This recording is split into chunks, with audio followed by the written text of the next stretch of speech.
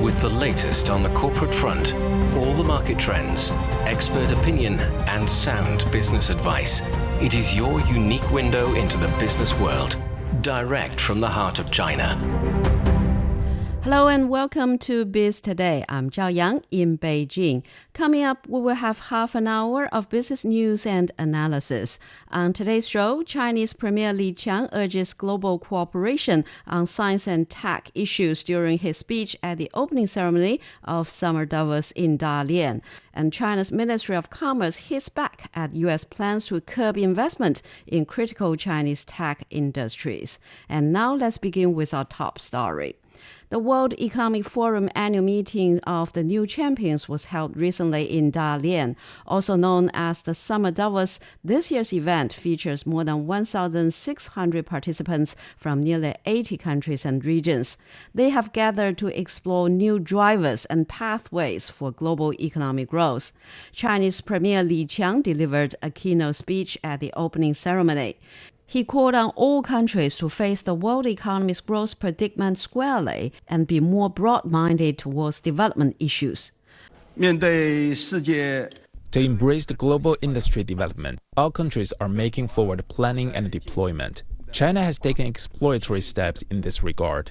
In recent years, we have continued to promote high-quality development, accelerate the cultivation of new quality productive forces, and foster new drivers of growth. These efforts have provided strong dynamism for China's economic development and create greater cooperation space for companies around the world. The rapid rise of China's new industry is in line with the global trend of sci-tech revolution and green development. Seizing the favorable opportunities from the sci-tech revolution and industrial transformation worldwide, China has been working hard to advance sci-tech innovation. We encourage companies to be first movers and make continuous investment in cutting-edge fields. Premier Li also called on the international community to work closely together and oppose bloc confrontation and decoupling. So what message does China send on this year's Summer Davos? For more on this, joined us on the line now, Andy Mark, Senior Research Fellow at the Center for China and Globalization, and also Dr. Zhou Mi, Senior Research Fellow with the Chinese Academy of International Trade and Economic Cooperation. So, Dr. Zhou, you attended this Summer Davos in Dalian. So what are your main takeaways from Premier Li's speech at the opening ceremony? Yeah, we know that for this year, it's the 5 years has been 5 years before last time that Davos came back to Dalian. I think many of the attendants they're really excited about what this conference will bring them.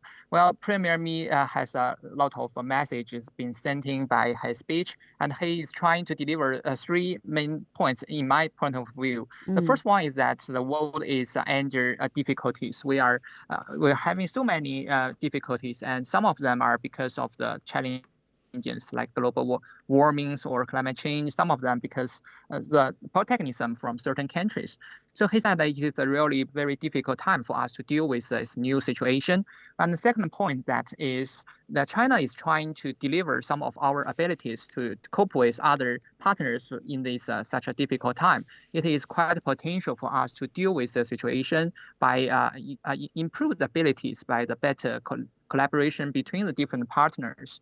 Well, the third one is that it's very important for us to try to find some new things by the technology innovation or many of the business mode innovation. And by this way, we can deal with the situation no matter how difficult it is. So he is trying to give more confidence for the attendance. And I think it's a really plausible for us to hear from him. And Premier Li said the countries and regions should avoid engaging in protectionism under the guise of, quote, promoting green and environmentally friendly development. So what's your reading into his remarks?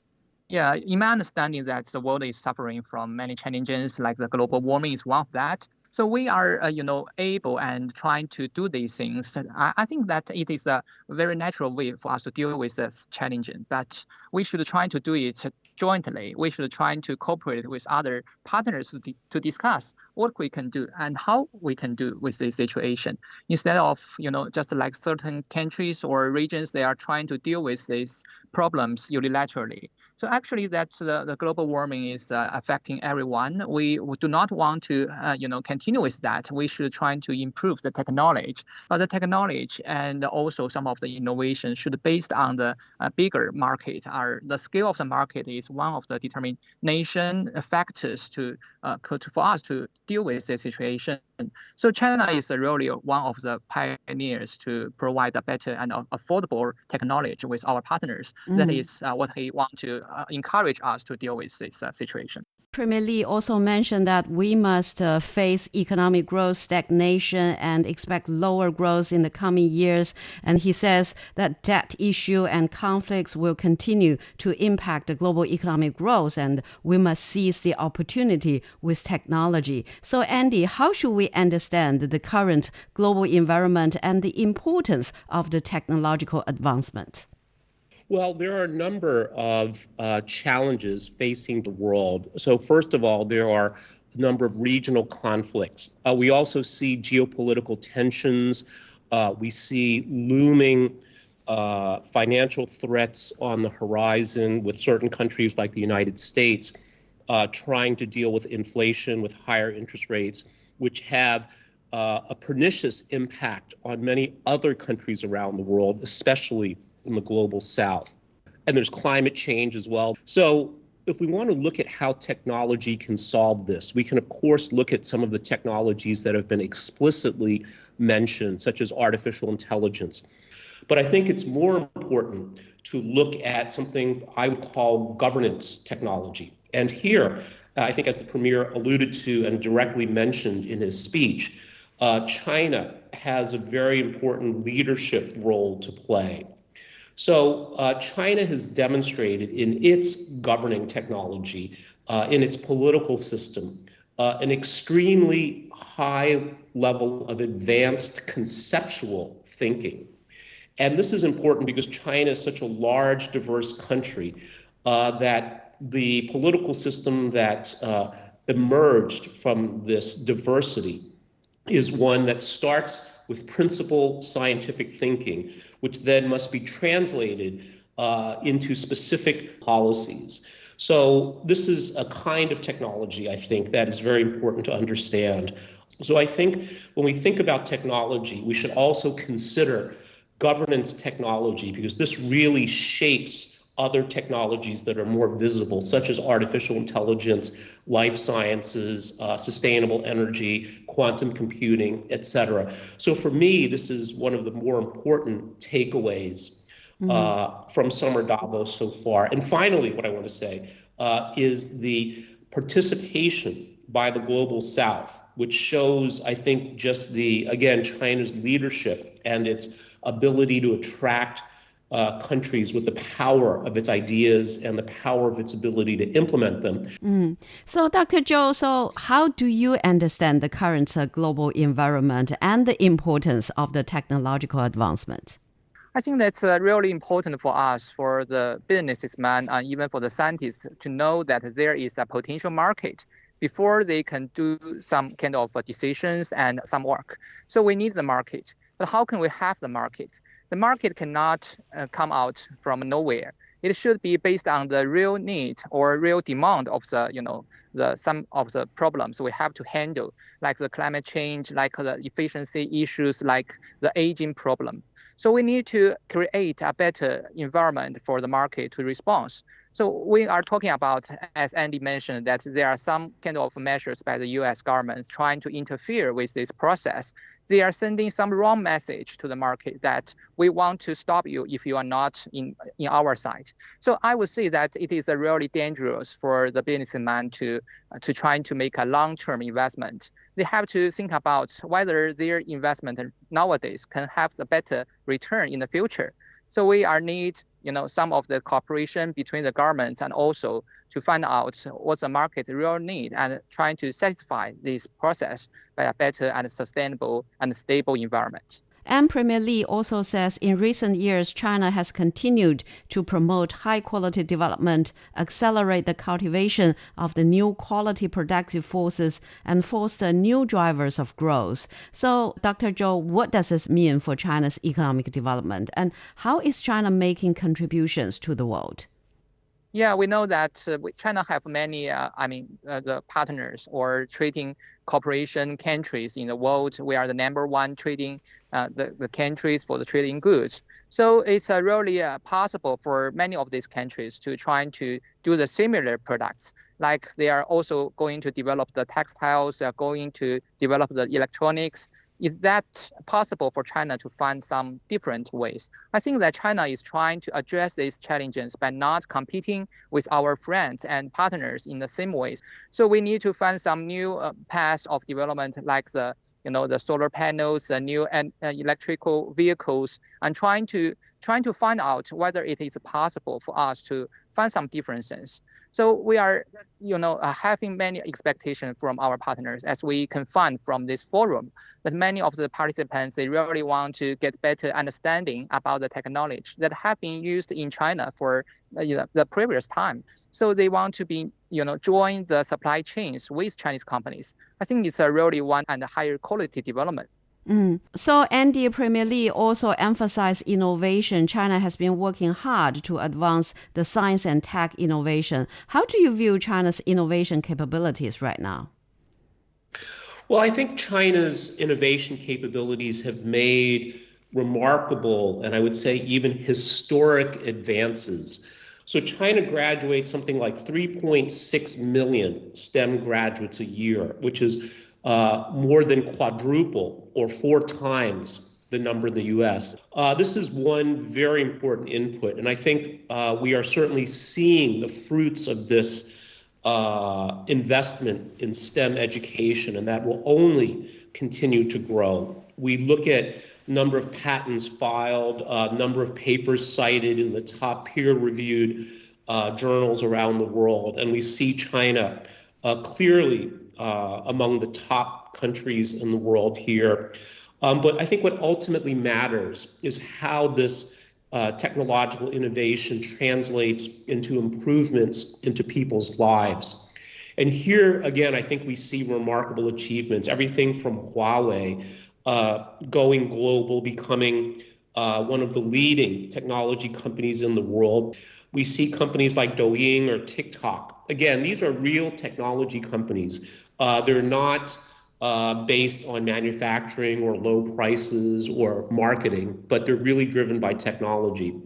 And we see many other exciting developments as well. So I think that really on all fronts, on the inputs to science and technology innovation, to the direct outputs of the research process, to impacting the lives of people in China and around the world, that is very exciting. China's made remarkable progress. But what's even more noteworthy, I think, is that these contributions will only get greater in the future.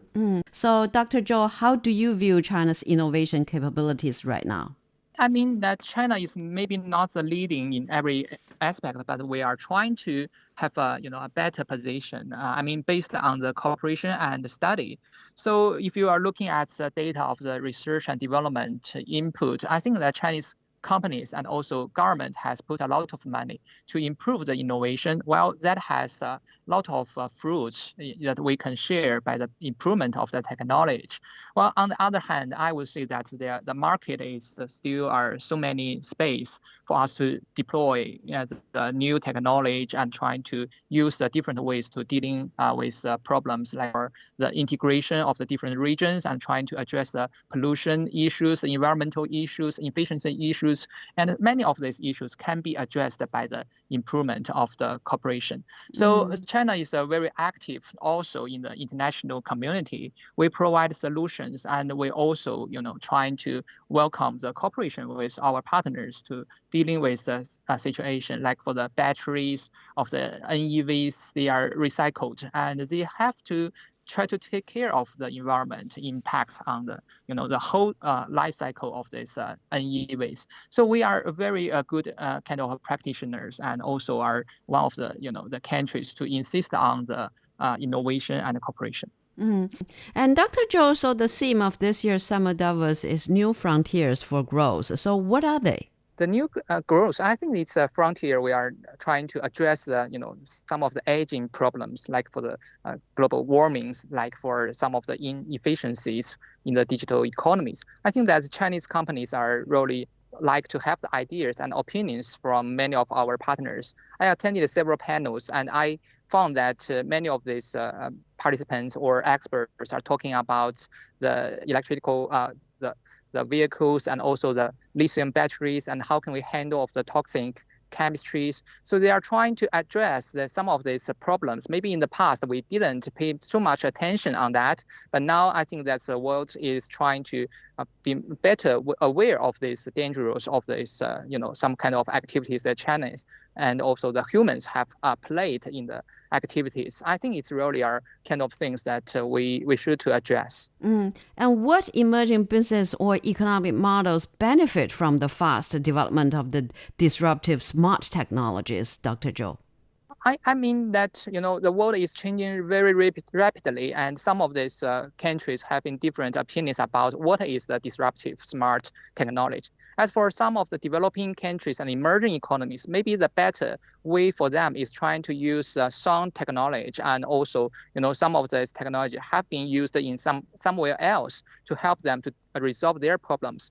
But for the developed countries, and even for some of the emerging countries, maybe we should try to have a better way using the better technology, like the 5G, like the AI, like the automation, and it is helpful for us to reduce the dangerous conditions of the people who are working in the factory, and also to try to reduce some of the car accidents if we are using better technology. I think it's a really are kind of different meanings for different countries. So Andy, so artificial intelligence is among the hot topics at this year's Summer Davos discussion. So what do you think is the impact of AI to change people's lives and work? Well, I think we certainly have to see, Zhao Yang. There is, of course, a lot of excitement, and some people say we're in an AI bubble. If you look at the stock price of NVIDIA, people say that this is too much money's been invested. This is not sustainable. But I think what we have to consider too is that there are many different kinds of AI. So a lot of attention is given to generative AI, chatbots, what is sometimes called disembodied AI, meaning artificial intelligence applications that can create text, it can create videos, it can create speech. But I think the real impact, and I actually look at this through the lens of smart automation or smart factories, because at the end of the day, people live in the real world, not the digital world. They need clothes to wear, they need food to eat, they need houses to live in, they need appliances, they need physical modes of transportation. And I think what is happening here is that China's emphasis is really on industrial applications of artificial intelligence, not consumer-facing or even enterprise-facing applications. And when we look at this combined with challenges like climate change, so China, of course, has demonstrated a lot of foresight in investing in renewable energy technologies like battery technologies for electric vehicles, solar panels, et cetera, that when we combine this with smart manufacturing, we will see, I believe, an enormous transformation of the world, in particular in the global south, where instead of the charges or the accusations that China has developed too much capacity in these goods, in fact, there's not enough, because there's still billions of people in the global south who do not have access to some of the goods and services we take for granted in places like Beijing or the US or Western Europe. And this will really transform the lives of billions of people, and I think China will be leading the way here. The other thing I want to say about generative AI is that it also may very well be a very powerful leveling force, in that many people in the West enjoy very comfortable, prosperous lives because they have access to tools that other people around the world don't have access to. And part of that is education. And with generative AI, now many people, as long as you have an internet connection, you can be just as productive as someone who's living in the developed world. So I think this could be a very powerful force for global economic growth, global prosperity, and hopefully global stability as well. And so, Andy, how could the international community collaborate on developing and regulating the AI technology? And what are the key areas where the international collaboration is mostly needed? Well, that's such a great question. Here's maybe how I would think about it, in that among countries, there must be cooperation. Among enterprises or companies, there must be competition. So the market has a place, but we should not have a fetish for markets. They're only a tool, and they're a tool that is a powerful tool, but it is also a potentially dangerous tool. So I think the area for collaboration is making sure that countries are able to implement unified, enforceable standards and norms. So, Dr. Zhou, what do you think about the international collaboration on AI? I agree with Andy that it is true that the AI is developing very quickly, but if we are not able to design certain kind of rules, I mean, by the most important countries who are having the abilities to improve the AI, it will be not, I think it will be not possible for the AI to develop in a better way. So we need to consider about from different levels, like from the government levels, how can we cooperate to creating a better environment? From the enterprises levels, how can the technology be used as efficient as it can? From the consumers levels, how can we protect our privacies? So the cooperation between the different governments and even for the international organizations is really important to guarantee that we will have better and predictable future on the AI. Well, we're speaking with Dr. Zhou Mi, Senior Research Fellow with the Chinese Academy of International Trade and Economic Cooperation, and also Andy Mark, Senior Research Fellow at the Center for China and Globalization. And after a short break, China's Ministry of Commerce hit back at U.S. plans to curb new investment in critical Chinese tech industries. Stay with us.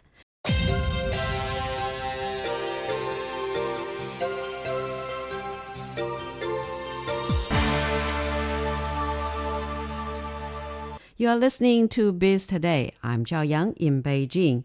China's Ministry of Commerce has hit back at U.S. plans to curb investment in critical Chinese tech industries. The ministry said the U.S. has repeatedly stated it has no intention to pursue the decoupling from China. But still, the U.S. continues to announce restrictive rules to block outbound investment to China and impede the normal development of Chinese industries. So, Dr. Zhou, the U.S. Treasury Department has proposed a rule restricting and monitoring the U.S. investment in China for artificial intelligence, computer chips, and quantum computing. How do you view these draft rules? What's the purpose, and why are these areas? Yeah, I think it's a really dangerous attempt by the U.S. side because it's, from the Constitution of the United States, the federal government, no matter whether from a certain purpose, it cannot interfere with the decision of its citizens or enterprises. So actually, when they are trying to do that, it is trying to start a new era of interference of the decision of the individuals on investing somewhere, maybe in the U.S., maybe in other countries. It's very dangerous. And for personal understanding, I don't think it's a kind of a practical even, because in the past, there's no such kind of measures to control the investment. Maybe they can try to find out some new measures to deal with the situation, but it will bring a lot of impacts on the enterprises who want to start some of the innovation, I mean, from United States or from everywhere else. So actually, in my understanding, it is kind of decisions coming from their concerns about whether they have a better technology. They do not want to share with Chinese economies, and they have a better, practical solutions to do not want to make the Chinese counterparts having similar abilities. I don't think it's a right thing, and I do believe that these actions will also have long-term impacts on the decision of the enterprises who want to be involved in these areas. And Andy, so if implemented, how will it impact U.S. investment firms when they look at China's tech sector? That's such a great question. I think certainly it'll make it more difficult for U.S. investors to invest in China. But we also have to recognize that money attracts brains. And because of the profit potential in China, and that especially in the U.S. with its highly financialized economy, some of the smartest people go work in finance.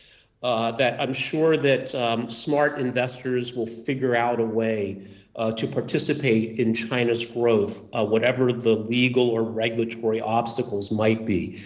However, this will, of course, impose greater costs and inefficiencies, which ultimately harm the American people. And Dr. Zhou, so looking at it more broadly, so how damaging are the U.S. move against China to international trade and the global technological, competition? I think that it has changed the rules of competition, because when we are trying to, in the past, to looking at the possibilities of cooperation, we only look at the demand and also the supply, whether they can meet. But now when they are talking about that, they may think about how can they, trying to obey the rules set by the different partners, and maybe there are also a lot of other limitations, which has bring a lot of uncertainties for the decision-making process. Well, from a second level, I would say that for the nowadays existing cooperation and relations, it's also dangerous, because the technology is also one of the very important elements for us to have a better development for the efficiency, for the innovation. If we are not able to use a new one, we may stay in the old places, and it's not so good for us to deal with the changeable world. It's a really not good thing. Well, we're speaking with Dr. Zhou Mi, Senior Research Fellow with the Chinese Academy of International Trade and Economic Cooperation, and also Andy Mark, Senior Research Fellow at the Center for China and Globalization. And that's all the time we have for this edition of Biz Today. I'm Zhao Yang in Beijing. Thank you so much for listening.